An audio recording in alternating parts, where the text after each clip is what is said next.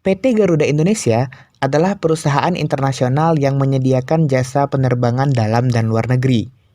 Perusahaan yang pertama kali didirikan pada tahun 1949 ini telah berhasil membawa citra yang baik bagi Indonesia dalam sektor penerbangan.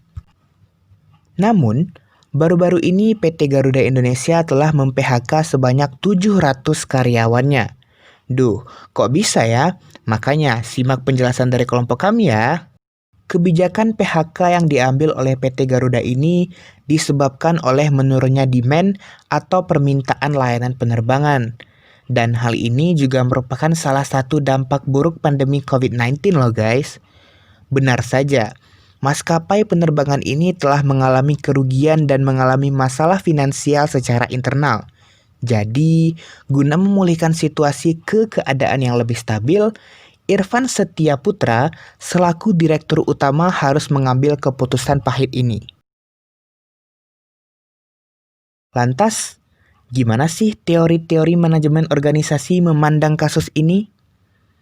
Pada dasarnya, konsep pengambilan keputusan digambarkan sebagai proses yang terorganisir dengan baik, dengan rasional dan pastinya logis.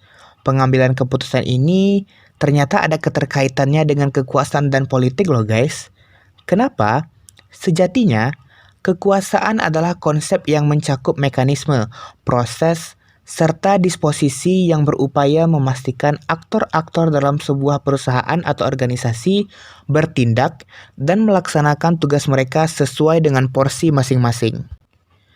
Sedangkan politik dalam organisasi biasanya ditandai dengan mobilisasi kekuasaan tadi.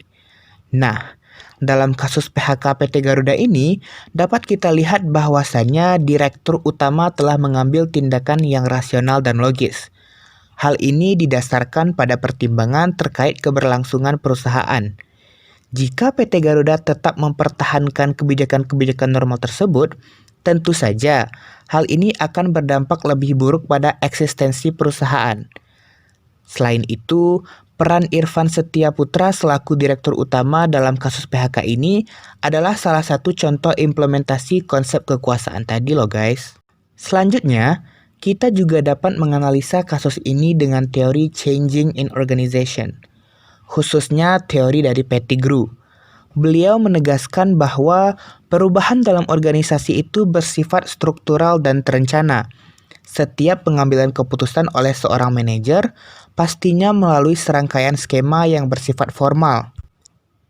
Jika merujuk pada kebijakan PHK PT Garuda ini, dapat dilihat sebuah implementasi dari teori Pettigrew ini loh guys, di mana Irfan Setiaputra selaku Direktur Utama menjelaskan bahwa pengambilan keputusan ini telah dilalui oleh serangkaian proses untuk memastikan keberlangsungan perusahaan di tengah tantangan pandemi COVID-19. Jadi, keputusan ini bukanlah hal mendadak yang tidak terencana. Selain itu, pengelolaan perubahan yang terjadi dalam PT Garuda Indonesia ini adalah sebuah proses untuk mencapai sebuah tujuan. Gagasan ini disampaikan oleh Profesor Richard Badham, di mana beliau berpendapat dalam teorinya yang bernama mindfulness, pengambilan keputusan itu sulit dan cenderung gagal. Karena itulah, pada saat awal perubahan itu berlaku, akan terjadi proses transisi di mana kinerja organisasi atau perusahaan akan cenderung tidak stabil. Hal ini memang benar terjadi di PT Garuda Indonesia baru-baru ini loh guys, di mana sang direktur membeberkan keluhan karyawan yang masih bekerja.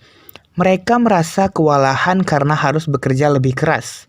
Seolah-olah mereka harus mengambil porsi pekerjaan 700 karyawan yang telah di-PHK sebelumnya. Profesor Richard Badham juga menggagaskan teori lainnya yaitu mapping.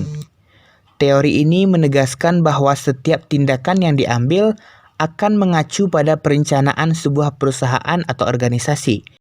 Nah, pemberhentian 700 karyawan PT Garuda Indonesia ini dinilai sebagai batu loncatan untuk memulai awal baru.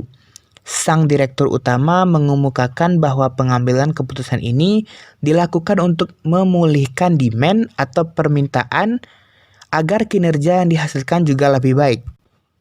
Dari pernyataan ini, dapat kita lihat bahwa pengambilan keputusan PT Garuda Indonesia adalah sebuah rencana revolusioner guna meningkatkan kualitas pelayanan perusahaannya. Last but not least, kasus ini juga dapat dijelaskan dengan konsep dinamika organisasi loh guys. Sebenarnya, pengambilan keputusan PHK PT Garuda ini disebabkan oleh faktor keadaan, di mana perusahaan yang pada awalnya merekrut dan mempekerjakan karyawan pada akhirnya terpaksa memberhentikan mereka. Karena apa? Yaitu tadi keadaan. Inilah yang dimaksud dengan dinamika organisasi.